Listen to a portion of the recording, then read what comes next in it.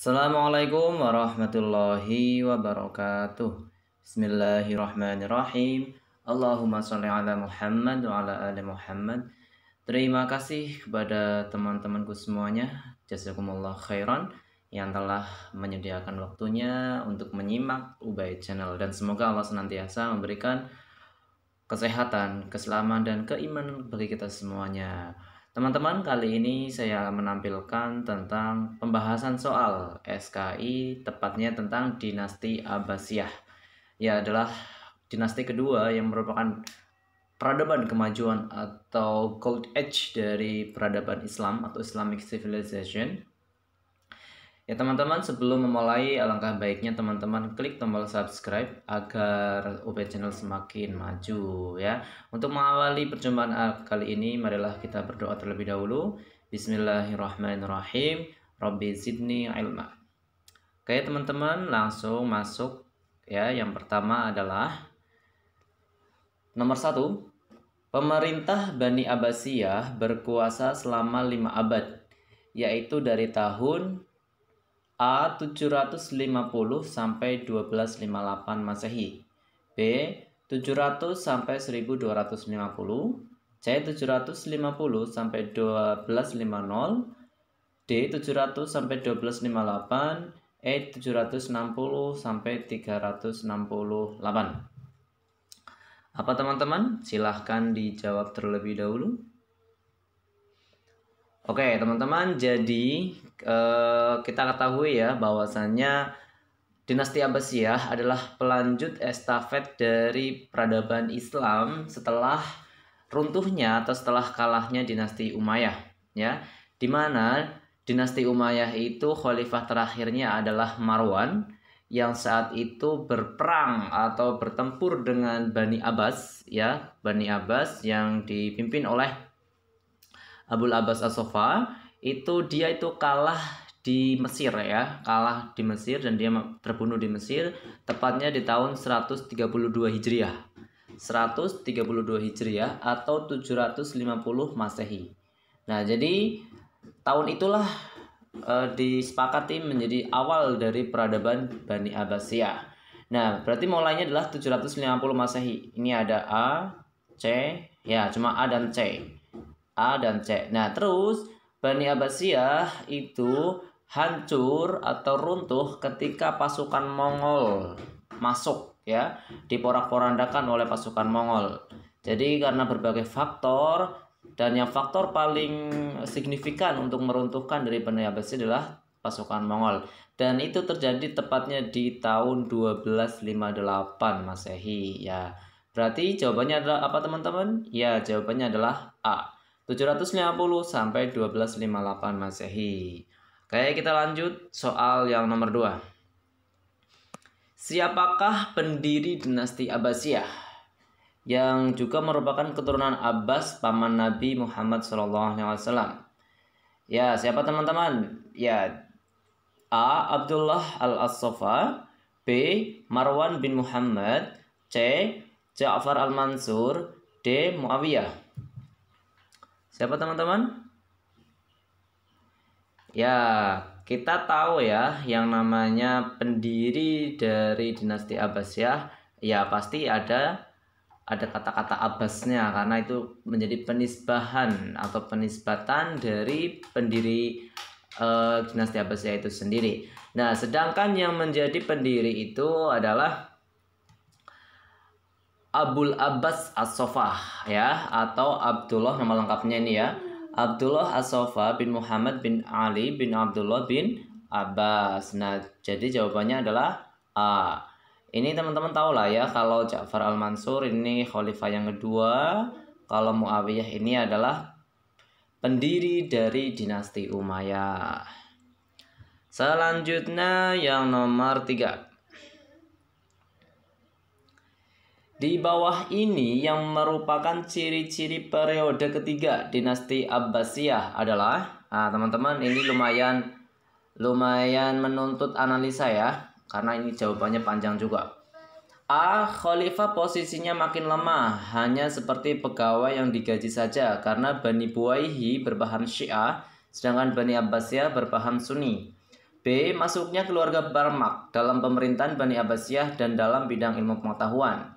C. Bangsa Turki yang menjadi tentara mulai mendominasi pemerintahan Bani Abbasiyah. D. Keadaan khalifah mulai membaik terutama bidang agama karena Bani Saljuk dengan Bani Abbasiyah sama-sama paham Sunni. E. Pada tahun 1258 tentara Mongol dipimpin oleh Hulagu Khan masuk kota Baghdad menghancurkan kota Baghdad dan isinya sehingga berakhirlah Bani Abbasiyah. Coba teman-teman dijawab. Jawabannya yang mana? Yang mana teman-teman? Ya, oke. Ya, ini namanya kita bahas bareng-bareng ya. Ini namanya periodisasi ya, periodisasi dari sejarah, terutama periodisasi dalam dinasti Abbasiyah. Kita ketahui bahwasannya periodisasi di Abbasiyah itu ada 5 ya, ada 5. Dengan singkat, periodisasi itu yang pertama adalah periode Persia. Periode Persia 1. Yang kedua, periode Turki 1. Yang ketiga adalah periode pemerintahan dinasti Buwayhi. Yang keempat adalah periode Turki 2 atau Bani Saljuk. Yang kelima adalah periode terbebas dari pengaruh dinasti lainnya. Oke, sekarang kita telusuri di mana ini yang menjadi jawabannya. Yang A itu adalah tentang Bani Buwayhi. Nah, Bani Buwayhi ini masuknya kepada periode ketiga ya, periode ketiga. Nah, jadi jawabannya adalah A ya. Nah, kita lihat jawabannya lain. Terus masuknya keluarga Barmak dan pemerintahan Bani Abbasiyah dalam ilmu pengetahuan. Barmak ini dari keluarga Persia ya, keluarga Persia. Ini terjadi di zaman Khalifah Al-Mansur. Bahwasanya ketika dalam pendiriannya Bani Abbasiyah itu merangkul dari berbagai golongan, terutama golongan yang dipinggirkan oleh dinasti Umayyah dulu. Ya, jadi kalau Umayyah dulu itu adalah mengagung-agungkan Arabisme, tapi kalau dinasti Abbasiyah itu berusaha merangkul bahkan orang-orang yang dipinggirkan oleh Bani Umayyah, yaitu orang golongan Mawali, orang Islam yang di luar Arab. Nah, dari situ mereka dinasti Abbasiyah itu berusaha menyatukan terutama dari keluarga Persia. Dan langkah itu adalah yang diambil adalah mengambil Persia untuk menjadi bagian dari pemerintahan Abbasiyah, sehingga termasuk menjadi periode Persia 1. Jadi jawabannya bukan B ya. Terus yang C, bangsa Turki yang menjadi tentara mulai mendominasi pemerintahan Bani Abbasiyah. Nah, ini terjadi di periode kedua, di mana ketika bangsa Persia ada di periode ke-1, yang kedua bangsa Turki mulai mendominasi. Dan nantinya ini akan menjadi sebuah ancaman juga. Ternyata Bani Abbasiyah disetir oleh bangsa Turki ternyata nantinya. Selanjutnya periode yang D keadaan khalifah mulai membaik terutama di bidang agama. Karena Bani Saljuk dengan Bani Abbasiyah sama-sama pemaham Sunni. Ya, jadi Bani Saljuk itu menjadi sebuah istilahnya penyelamat ya, penyelamat dari Bani Abbasiyah dari cengkraman Buwayhi. Buwayhi ini berpaham Syiah, tapi kalau Saljuk itu berpaham Sunni. Dan ini terjadi di periode keempat. Periode keempat. Jadi urutannya adalah 3, 1, 2, 4. Dan ini periode yang terakhir, yaitu periode yang dimana masukan Mongol itu memporak-porandakan dinasti Abbasiyah. Oke teman-teman, kita lanjut.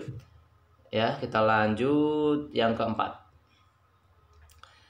Secara garis besar, perkembangan ilmu pengetahuan dan teknologi mencapai puncak kejayaan pada masa pemerintahan A. Harun ar-Rasyid, B. Ja'far al-Mansur, C. Al-Mahdi, D. Abul Abbas as-Sofah. Ya, teman-teman bisa kita telusuri bersama. Silakan dijawab dulu. Silakan dijawab. Ya teman-teman, di sini ada kata puncak ya. Teman-teman kalau mempelajari sejarah, pokoknya insya Allah triknya adalah pahami siapa yang memulai, yang mendirikan, siapa yang ada di puncak keemasan, dan siapa khalifah terakhir. Itu salah satu trik dalam mempelajari sejarah. Nah, di sini ada beberapa pilihan. Kita lihat ada Abul Abbas as-Sofah. Ini dia adalah yang memulai atau yang mendirikan dari dinasti Abbasiyah. Terus kalau Abu Ja'far al-Mansur ini adalah khalifah kedua yang merupakan saudara dari Abul Abbas ya. Terus kalau C Al-Mahdi ini penerus atau khalifah ketiga. Ini ada yang mengatakan kemajuan ini dimulai dari ini ya, kemajuan dimulai dari ini. Akan tetapi puncak keemasan itu kalau dinasti Abbasiyah itu di masa Harun ar-Rasyid. Harun ar-Rasyid. Di mana karena beliaulah yang nantinya akan membangun pusat-pusat peradaban Islam termasuk Baitul Hikmah dengan anaknya yaitu Al-Ma'mun ya. Dengan Al-Ma'mun. Terus selanjutnya. Jadi jawabannya apa? Jawabannya adalah A, yaitu Harun ar-Rasyid. Selanjutnya yang kelima. Ini ada nomor 1, Al-Kindi atau Abu Yusuf Yaqub bin Ishaq. 2, Al-Fazari. 3, Ibnu Maskawai. 4, Al-Ghazali. 5, Ar-Razi atau Razis.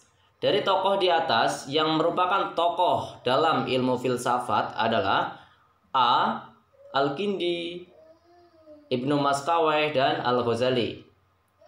B, 345, Ibnu Maskawai, Al-Ghazali, Ar-Razi. C, 123, Al-Kindi, Al-Fazari, Ibnu Maskawai. D, 124, E, 135. Silakan teman-teman dijawab ya. Kita telusuri jawabannya. Yang mana? Silakan. Oke teman-teman, kita masuk ke jawabannya ya. Jadi jawabannya apa?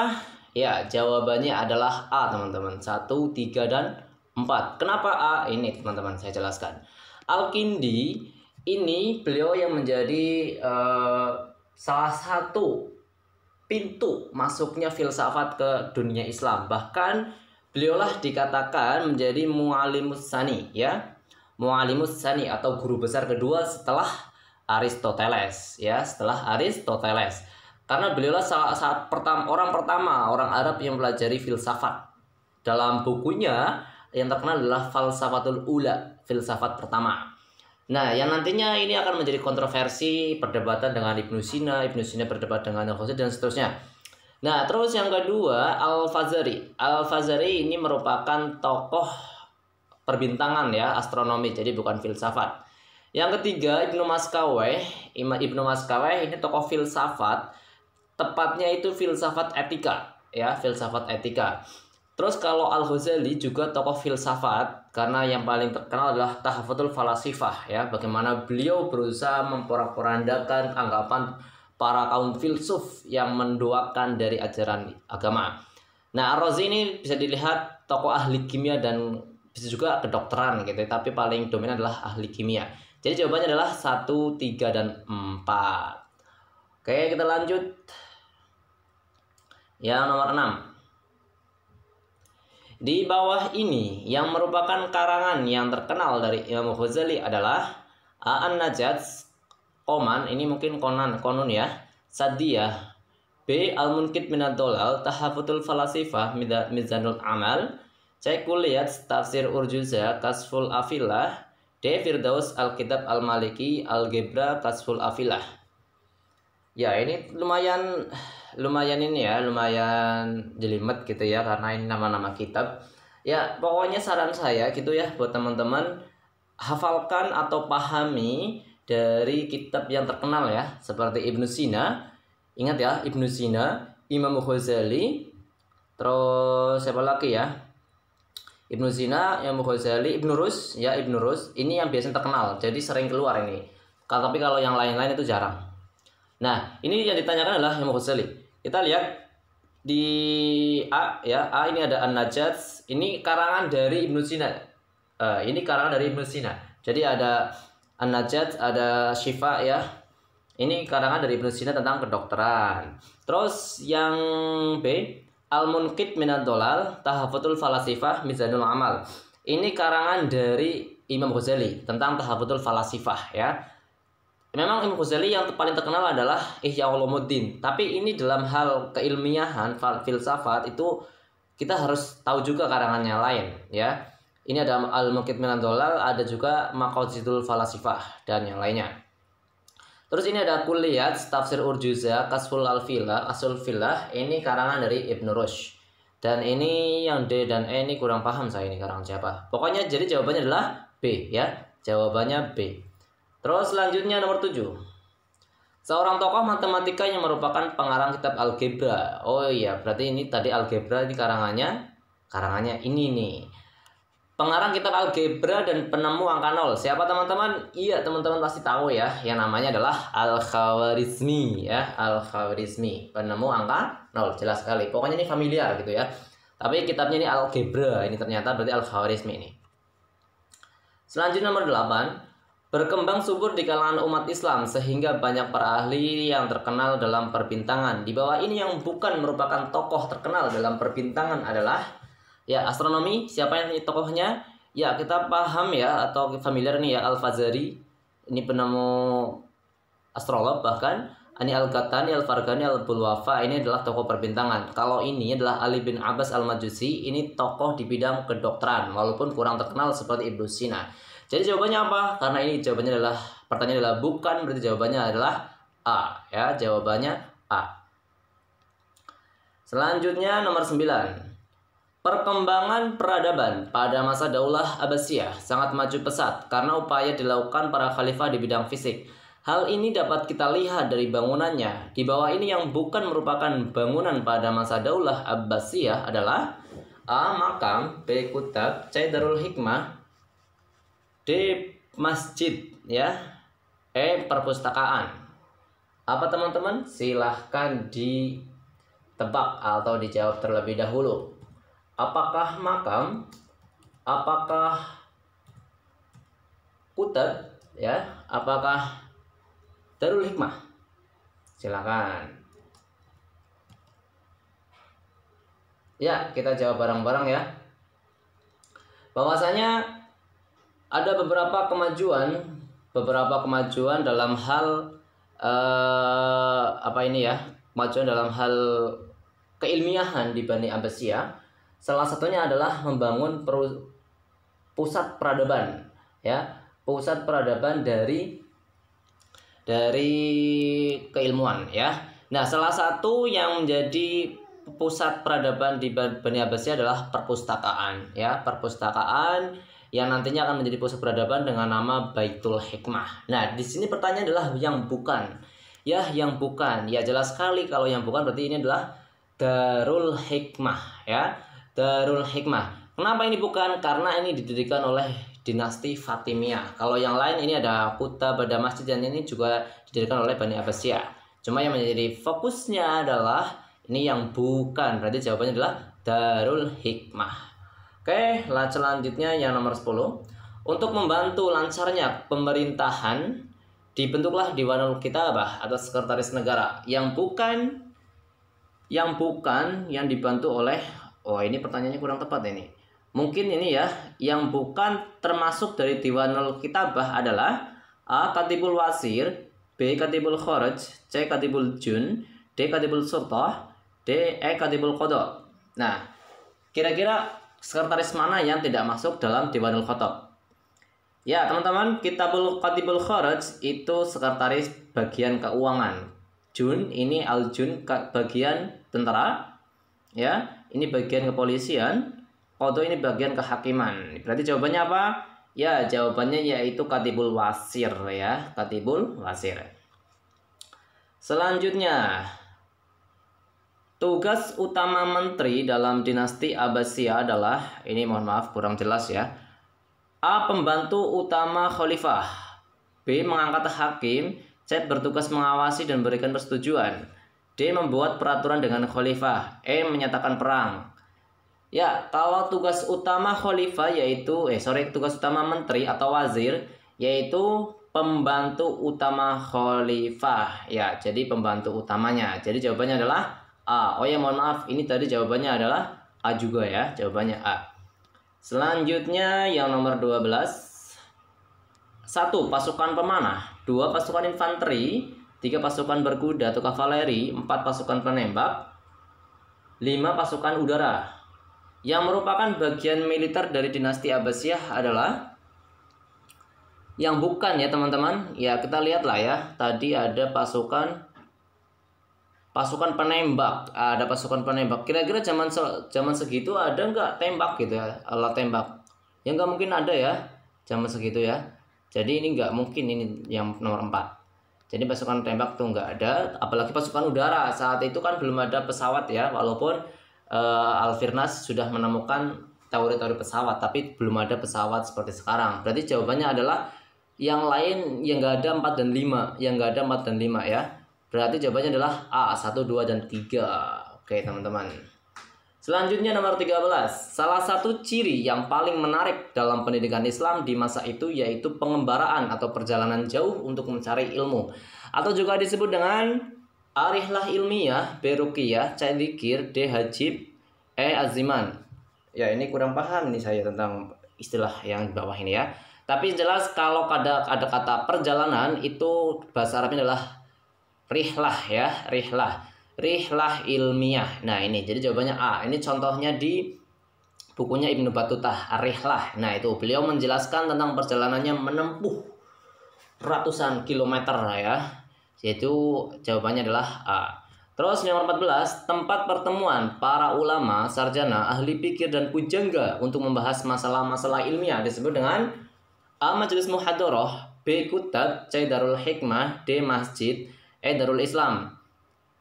Ya, kalau kutab dan masjid ini adalah pendidikan pertama dari peradaban dinasti Abbasiyah atau peradaban Islam, yaitu anak-anak kecil ya yang diajarkan dengan ilmu nahwu, ilmu fikih dan sebagainya.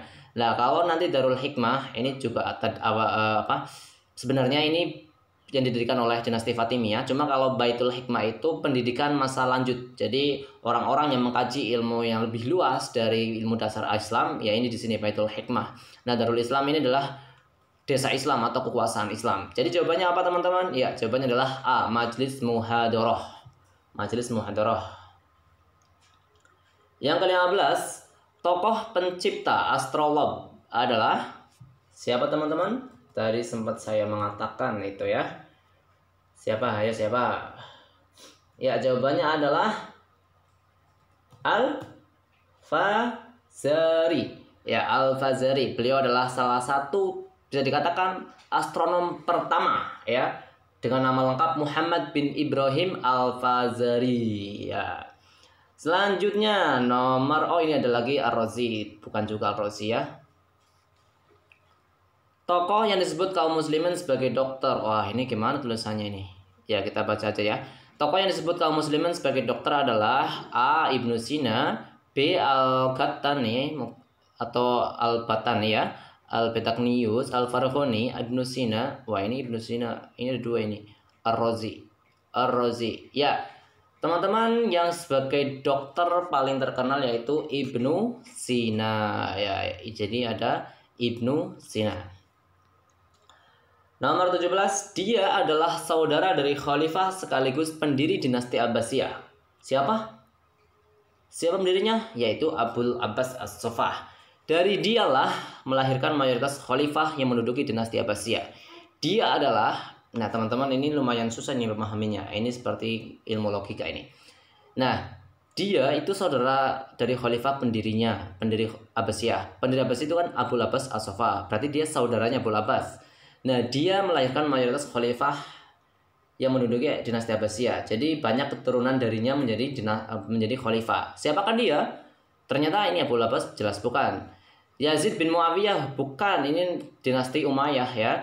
Harun ar-Rasyid, ternyata bukan juga. Ini bukan saudaranya dari Abbas ya. Berarti jawabannya adalah Ja'far al-Mansur, khalifah kedua, sekaligus khalifah yang memindahkan ibu kota ke Baghdad. Terus nomor 18. Daulah Bani Abbasiyah mencapai puncak kejayaan pada masa khalifah. Khalifah siapa teman-teman? Tadi perasaan udah apa ya? Ya, yang jelas ini khalifah dari Harun ar-Rasyid ya. Harun ar-Rasyid ini khalifah di zaman Bani Abbasiyah. Kalau ini puncak kejayaan di Bani Umayyah, kalau ini di Turki Utsmani, kalau As-Saffah ini pendiri dari Abbasiyah. Nomor 19. Pada masa Khalifah Bani Abbas didirikan pusat ilmu pengetahuan dikenal dengan nama tadi ini ya, Baitul Hikmah, jelas sekali. Selanjutnya nomor 20. Ahli sejarah membagi perkembangan Bani Abbasiyah menjadi 5 tahap. Tahap pertama mendapat pengaruh dari siapa? Ya, tahap pertama yaitu pengaruh dari Persia ya, pengaruh dari Persia. Tahap kedua pengaruh dari Turki. Tahap ketiga pengaruh dari Buwayhi. tahap keempat pengaruh dari Saljuk atau Turki juga. Tahap terakhir adalah bebas dari pengaruh tapi sudah runtuh. 21. Kekuasaan Daulah Bani Abbasiyah berlangsung dalam waktu yang cukup lama, yakni selama tadi di atas sudah ya, sudah dibahas ya, 5 abad, berarti 500 tahun. 22. Khalifah yang memindahkan ibu kota pemerintahan dari Damaskus ke Baghdad adalah, tadi sudah dibahas juga ya, di Damaskus ini pusat kekhalifahan dari Bani Umayyah. Ketika sudah digulingkan oleh Bani Abbasiyah, maka ibu kotanya dipindahkan ke Baghdad. Ya, ke Baghdad. Oleh siapa? Yaitu oleh Khalifah Abbasiyah kedua, yaitu Abu Ja'far al-Mansur. Ini tadi saya menjelaskan di atas. Ya, selanjutnya. Setelah keruntuhan Daulah Bani Umayyah di Damaskus, seorang putra mahkota Bani Umayyah melarikan diri ke Andalusia, yaitu siapa teman-teman? Siapa yang berhasil melarikan diri dan mendirikan Bani Umayyah versi Spanyol? Siapa? Abdullah bin Malik, apakah iya? Marwan bin Hakam, apakah iya? Tariq bin Ziyad, apalagi ini Tariq bin Ziyad kan terkenal penakluk Spanyol ya, penakluk Spanyol, tapi bukan pendiri dinasti Abbasiyah, dinasti Umayyah. Jawabannya adalah Abdurrahman ad-Dakhil. Ya, jawabannya adalah C, Abdurrahman ad-Dakhil. Selanjutnya nomor 24. Puncak kejayaan dinasti Bani Umayyah II di Andalusia atau Spanyol ditandai dengan perkembangan ilmu pengetahuan di Cordoba yang terjadi pada masa kepemimpinan siapa teman-teman? A. Abdurrahman 1, B 2, C. Hisam 3, D. Abdurrahman 3. Jawabannya apa? Ya, jawabannya adalah Abdurrahman 3 atau nama lengkapnya adalah Abdurrahman An-Nasir. Ya, karena selain beliau mengembangkan ilmu pengetahuan, beliau juga mengganti sistem pemerintahan dari keamiran menjadi sistem khilafah ya. Jadi kalau Abdurrahman ad-Dakhil itu nanti mendirikan Bani Umayyah di Andalusia tapi menjabat sebagai amir. Ya, amir itu artinya panglima ya, atau pusat pemerintahan di bawah khilafah karena menginduk kekhilafahannya Bani Abbasiyah. Ya, tapi ketika sudah dikuasai atau sudah dipimpin oleh Abdurrahman III, beliaulah yang menggantikan keamiran menjadi kekhalifahan ya. Oke, yang terakhir nomor 25. Faktor yang menjadi penyebab runtuhnya dinasti Abbasiyah kecuali A. Serangan bangsa Mongol, B. Serangan pasukan salib, C. Serangan dinasti Umayyah II, D. Konflik internal. Apa teman-teman? Silakan dijawab. Ya, serangan bangsa Mongol jelas iya, pasukan salib iya, serangan dinasti Umayyah II. Jadi serangan Umayyah Spanyol. Kira-kira ini terjadi konflik enggak Abbasiyah di Irak dengan Umayyah di Spanyol? Ternyata tidak terjadi konflik ya, tidak terjadi peperangan. Konflik internal iya, di Abbasiyah juga terjadi konflik internal, apalagi perebutan kekuasaan antara dinasti Saljuk, Buaihi dan yang lainnya. Oke teman-teman, alhamdulillahirrahmanirrahim, kita selesai di 25 soal tentang dinasti Abbasiyah. Sekian dari kami, bila ada kesalahan mohon maaf, silahkan dikoreksi di kolom komentar. Wassalamualaikum warahmatullahi wabarakatuh.